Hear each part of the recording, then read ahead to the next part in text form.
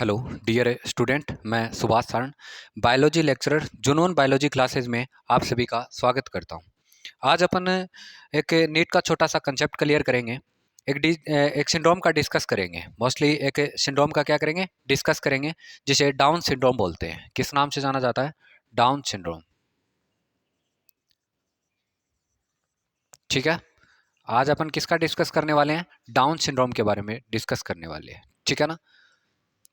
Down syndrome, actual में down syndrome होता क्या है?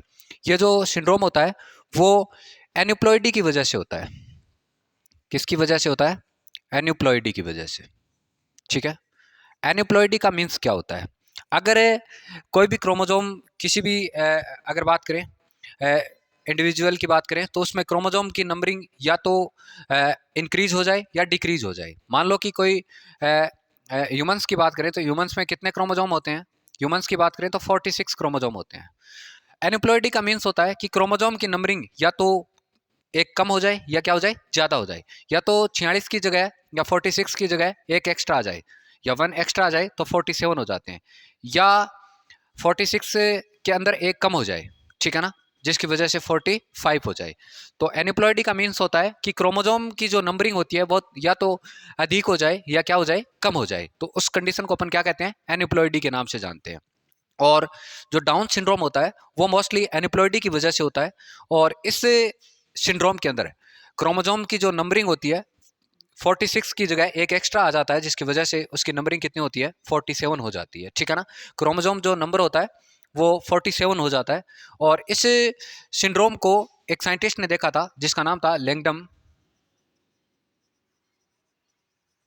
डाउन। ठीक है ना। उस साइंटिस्ट ने देखा था और ये समथिंग 66 में देखा था। कब देखा था? 1866 में। किसने देखा था? लैंगडम डाउन ने देखा था। और इसमें क्या होता है? एन्यूप्लॉइडी कंडीशन की वजह से होता है, जिसमें क्रोमोजोम नंबरिंग होती है वो एक एक्स्ट्रा आ जाती है। ठीक है ना।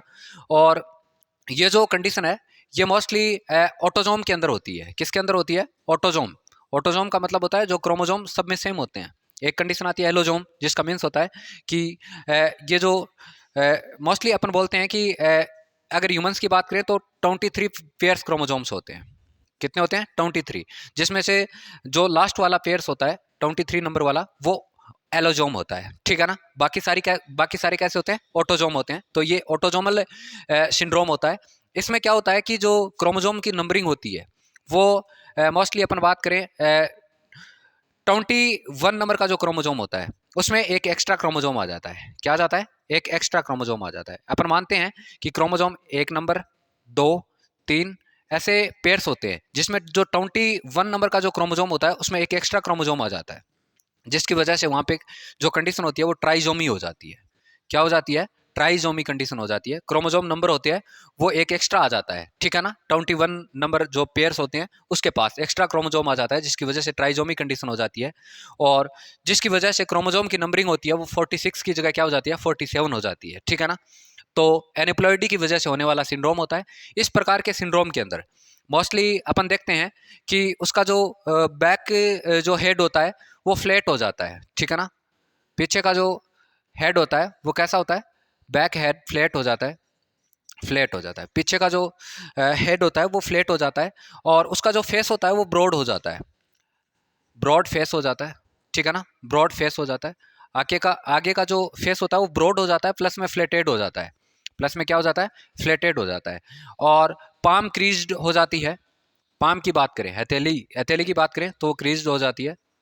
क्रीज प्रेजेंट होती है। इसके अलावा अपन बात करें उसकी टंग होती है, वो टंग बिग बन जाती है। अपन बात करें कि जो जीभ होती है वो बड़ी होती है और झुरीदार बन जाती है। झुरीदार का मतलब होता है रिंकल्ड। ठीक है ना। तो टंग की बात करें तो वो बिग और रिंकल्ड हो जाती है। इसके अलावा इसमें और भी कुछ करेक्टर आते हैं, जैसे हार्ट डिजीज होने की संभावना ज़्यादा होती है। कौन सी डिजीज?